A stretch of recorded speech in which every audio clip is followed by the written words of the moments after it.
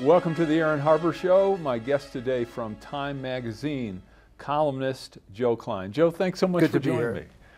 It's a pleasure having you. Of course, you write in the arena, and you are often in the arena. So I am often in the arena.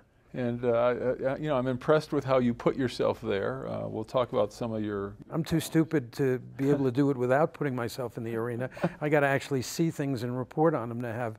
They pay me to have opinions, but I can't have those opinions unless I actually know something. Well, it's a lot more interesting too, because you're right up close. You're talking to the people involved. And you get... I think one of the different aspects of what you do is you get to really, it seems, in relatively short periods of time, you really get to know the people involved.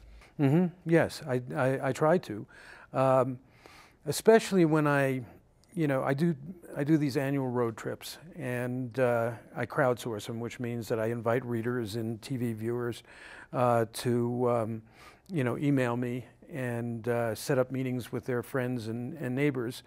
And when you're doing that sort of stuff, it's got to be a different set of rules than when you're dealing with Washington politicians. And so I'll be with a Tea Party group in Texarkana, Texas, and what I really want to know is how they got to the place that they got to. And the kind of questions you ask aren't, what do you think of Obamacare? You already know that answer. Yeah. Where'd you grow up? Where'd your folks do? How's life on the job these days? You worried about your kids? And the great thing about it is that while I can usually predict most of the things I hear from politicians in Washington, which is something I also do, even those who have predictable ideologies out on the road are pretty unpredictable. Americans are really cool. So tell me a little bit more about the tour. I mean, you've done this tour multiple times now. And what is the experience like? What kind of people come and to these events? Where are they typically, and what kind of numbers do you see? Do you get 2 or 3 people? You get 40 or 50 people?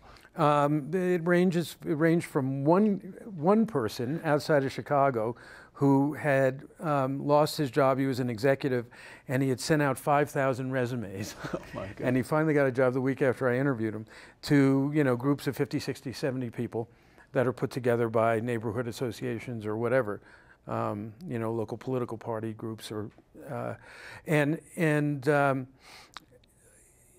what I've done most recently, on my most recent road trip, there were some things I wanted to get at that you can't really crowdsource. People who respond to my request on Morning Joe or in Time Magazine are essentially going to be middle class, mostly moderate sorts.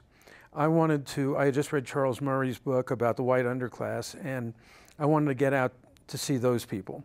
And so we aggressively went after people going to, I called Murray, got some zip codes where those sorts of people were living, and we would go to food banks and ask people in local organizations to put together groups, drug recovery groups, things like that.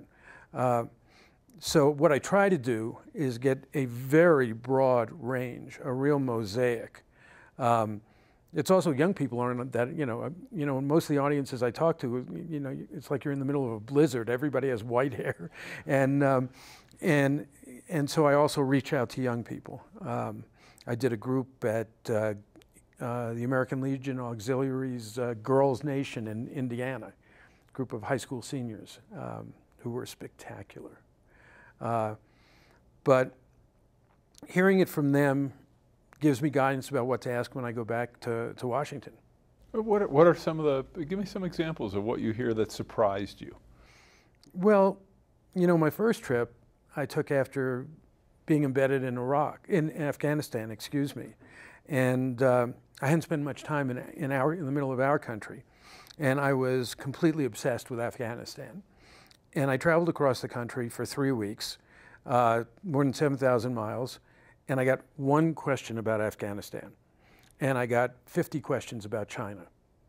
And it seemed to me that for the first time in a long time, American, domestic policy also involved another country because people were desperately afraid that we were sliding downhill and the Chinese were going to overtake us. So there's that. You know, I find out how much people know about things like Obamacare or about the Dodd-Frank financial reform legislation. One interesting thing I found out in the last trip was that the auto bailout was regarded tremendously favorably in Ohio and Michigan. And there was a reason for that. You know, government has become so abstract. Ezra Klein, no relation, has described it as the federal government as an insurance company with an army. And most people, the only way they know the federal government is if they're getting a Social Security check or Medicare or food stamps or whatever. But the auto bailout was something that the government did where they saw immediate impact on their economic lives, on their jobs, and on their communities. And it happened quickly. It happened, you know, within a year or two. And, you know, our parents got to see government act in a way that made their lives better all the time. You know, GI Bill, whatever. That's been a very rare occurrence in this country in the last 20, 30 years. And so you get to see and feel things like that. Well, also it may be because it's more layered, and people don't necessarily think when, for example, they buy a house in the last 20 years or 30 years, and it's a government-backed mortgage, or if you know, FHA or even VA, Right. because if you're going through a bank, you think that you're a traditional financial institution. You think you're getting your loan from that institution, when in fact the government is helping you. So. Yeah. The layered issue is It's become it's an abstraction. The federal government is an abstraction to most people. Local government they see and feel. State government, a little bit more of an abstraction, and they often get that confused with the federal government. Sure. But what do people know about Obamacare? What was your sense? not much. You know, and I think that was in part because of a witting strategy that the president and his team undertook that I disagreed with wholeheartely. You know, the central moral fact of Obamacare was that 30 million working Americans, the working poor, were going to get health care, health insurance coverage, almost for free. And you never heard the president talking about that because his focus groups were telling him that all these middle class, upper middle class people didn't want people to get something for practically nothing. And I think that he did the public a disservice. So they didn't know that. And also there are other aspects of it like the exchanges. You know, small businessmen would say to me, I'm a small businessman and I'm really concerned about Obamacare. And I would say, oh, don't you understand that, you know, you're going to be able to go to these healthcare superstores, these exchanges where you'll have the same market power as Time Warner, and you'll be able to get your insurance much cheaper? They had no idea. You know, the first time I went out, they didn't even know about, you know, being able to have your kids up to the age of 26. Right. And well, it's interesting. We're going to take a quick break, but it's interesting. There are certainly the salient points that were favorable for the administration. The administration didn't seem to educate the population about the points in its favor, and that struck me as strange. We're going to take a quick break. We'll be back with Time Magazine's Joe Klein. Coming up next. when my mom turned 80, she had had a heart murmur from birth, and she said to me, it's getting worse, it's getting a lot worse. And I said, how do you know it's getting worse? And she said, well, I don't have the energy I used to have. And I said, Mom, you're 80. And so Medicare paid for her to have a heart valve operation that cost upwards of $100,000.